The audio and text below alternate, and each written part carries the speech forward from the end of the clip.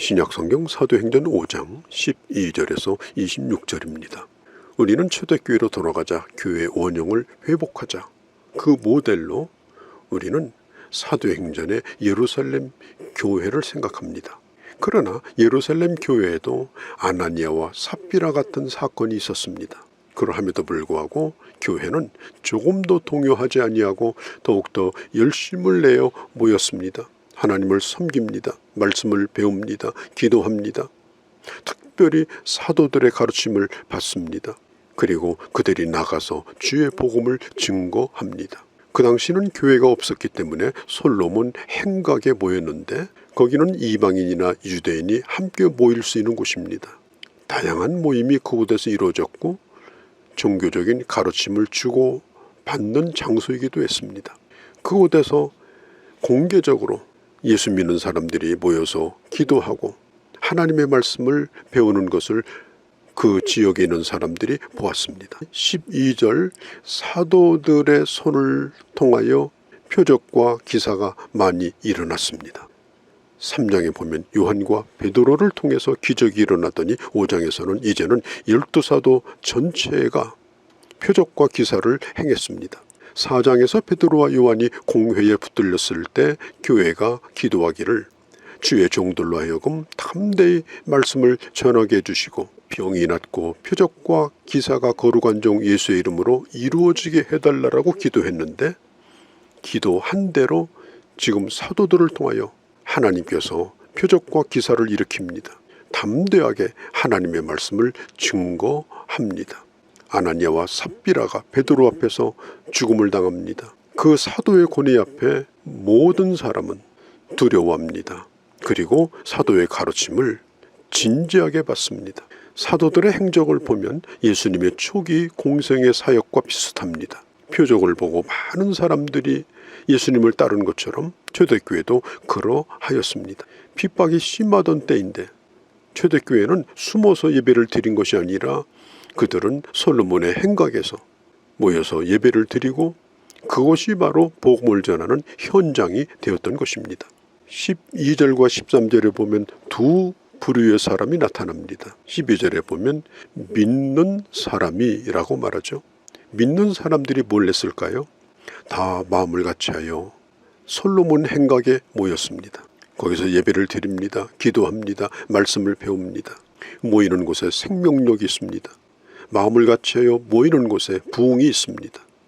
하나님의 역사가 있습니다. 13절에 보면 그 나머지가 누굴까요? 믿지 않는 유대인들입니다. 이 사람들은 감히 상종하지 않았다고 그랬습니다. 옆에서 예수 믿는 사람을 보면서 이렇다 저렇다 비판하거나 말하는 자가 없었습니다. 아나니아와 삽비라의 공개적인 죽음을 그들도 알고 있었을 것입니다. 또한 자기 소유를 팔아서 궁핍한 자들을 나눠주고 섬기는 이 아름다운 모습을 그들도 보았을 것입니다. 그래서 상종하지는 않지만 13절에 보면은 이렇게 말합니다. 백성이 칭송하더라. 교회를 나가지 않습니다. 예수 믿지 않습니다. 그러나 교회를 좋게 생각합니다. 교회를 높이 칭찬합니다. 비난하지 않습니다. 교회가 지역사회에서 인정을 받고 좋은 평판을 얻는 것이 매우 중요합니다. 교회 나오지 않는 사람도 교회를 특별하게 생각해야 합니다. 그 결과는 14절에 믿고 죽게 나오는 자가 더 많으니 남녀의 큰 무리더라. 이것이 바로 초대교회의 얘기입니다. 오늘 우리들의 교회가 주변에 믿지 않는 사람들이 교회를 바라볼 때 감히 상종하는 사람이 없더라. 누구라도 교회를 향해서 시비를 걸든지 교회를 비난하든지 교회를 향해서 대항하지 않습니다.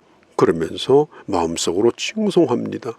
그러면서 점점점 사람들이 교회 가까이 모여듭니다. 부흥이 일어납니다. 이게 바로 초대교회 부흥이고 오늘 우리가 꿈꿔야 되는 부흥의 아름다운 모델입니다. 교회가 부흥되고 영적인 영향력을 점점점 갖게 되자 종교 권력자들은 자신들의 입지가 땅으로 떨어질까 봐 두려워서 시기심이 나서 사도들을 잡아다가 옥에 가둡니다. 당시 종교 지도자들은 그 시기심 때문에 예수님을 십자가에 못 박은 자들입니다. 그런데 이제는 그의 제자들인 사도들을 시기하여 그들도 죽이고자 옥에 가둔 겁니다. 입을 막아버리려고, 누르면 굴복할 거라고 생각했습니다. 당시 종교 권력자들은 주로 사두개인들인데 이들은 부활을 믿지 않은 사람들입니다. 부활을 믿지 않으니 예수님의 부활도 믿지 않았습니다. 더군다나 배운 것도 없고 아무것도 가지지 않은 사도들에게 사람들이 모여있고 전하는 말씀에 귀를 기울이는 것을 보면서 불편한 마음이 생긴 겁니다. 지금 사도들은 유대 지하 감옥에 갇혀 있습니다. 베드로, 요한뿐 아니라 모든 사도를 다 잡아들였습니다. 그들이 누구의 방해도 받지 아니하고 그곳을 빠져나온다라고 하는 것은 불가능한 일입니다. 그런데 그날 밤에 주의 사자가 밤에 옥문을 열고 그들을 다 끌어내어 밖으로 나오게 합니다. 그리고 이렇게 말합니다. 다시 성전으로 돌아가서 전하라. 나중에 제자들이 또 붙들리죠. 전보다도 더 혹독한 신문을 당하죠.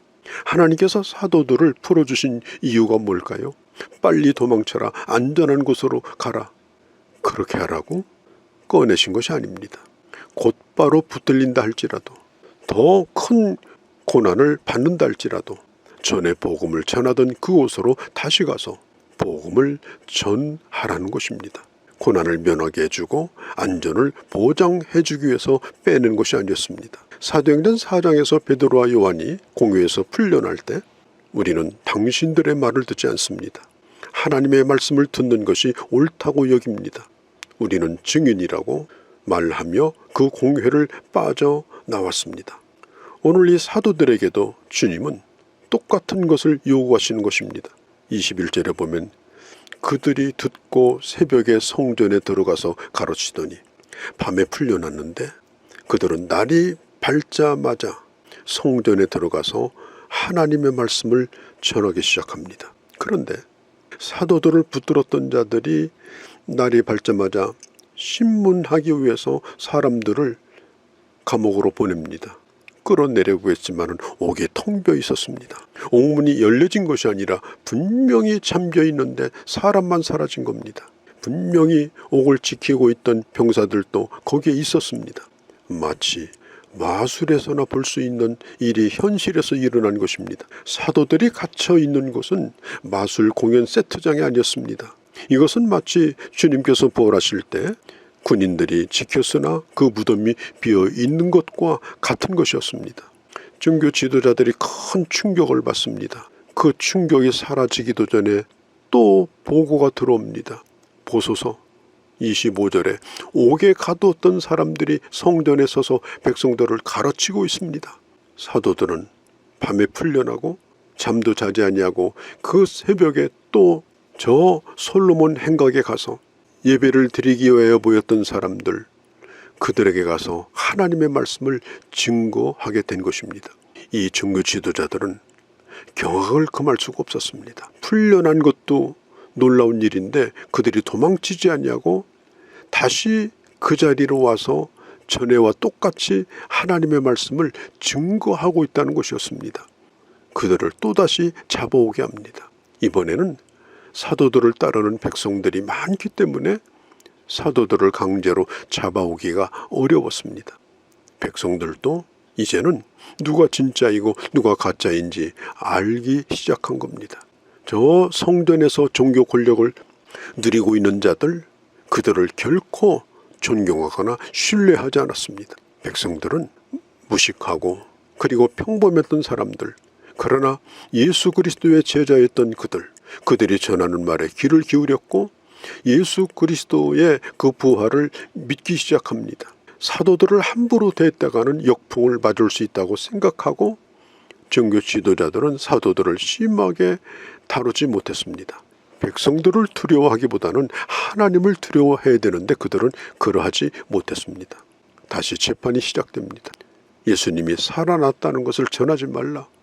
왜 똑같은 얘기를 계속 전하느냐? 다시 또 묻는 겁니다. 사도들의 대답은 동일합니다. 이것은 사실이다. 이것은 예수께서 우리에게 맡기신 명령이다. 사랑하는 성도 여러분, 우리가 꿈꾸는 부흥이 뭡니까?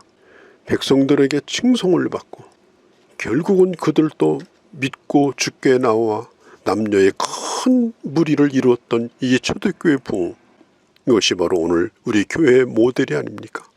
이들은 모여서 회의를 하고 모여서 포럼을 하고 세미나를 한 것이 아닙니다. 모여 기도했습니다. 사도들의 권위 있는 말씀을 들었습니다. 사도들의 손에 의하여 기적과 이사가 나타났습니다.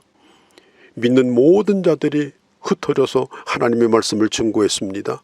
더 많으니 남녀 무리가 큰 남녀의 무리를 이루었다. 이것이 바로 부흥이었습니다.